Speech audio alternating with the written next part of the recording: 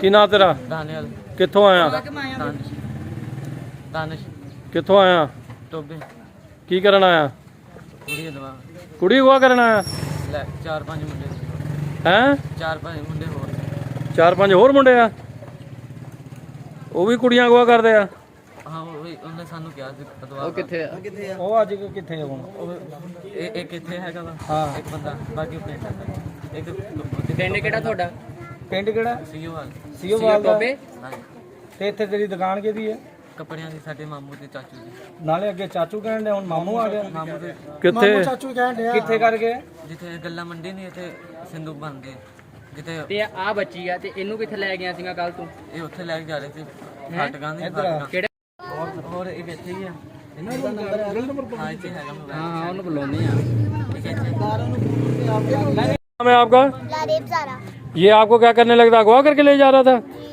कहाँ तक ले गया था आपको? जो ट्रेन चलती है ना वहाँ पे जंगल है, वहाँ से भी आगे ले गया था। फिर आप वहाँ से भाग आई हो? जी। ये वहाँ जो ट्रेन चलती है वहाँ तक मुझे छोड़ के भाग गया था। खुद कहता है कि तुमने सीधा सीधा जाना है।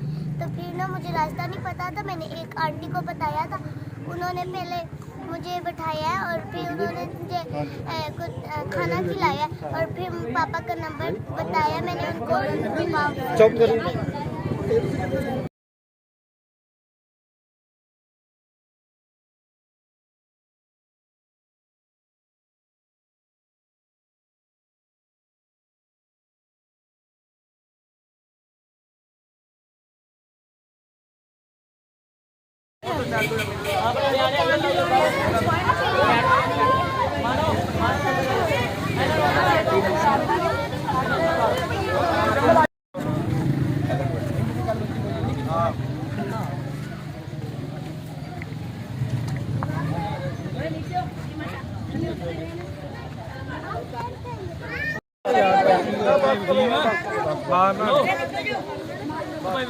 ਇਹਦੀਆਂ ਤਸਵੀਰਾਂ ਬਣਾ ਨੈਟ ਤੇ ਚੜਾਓ ਇਹਦੀਆਂ।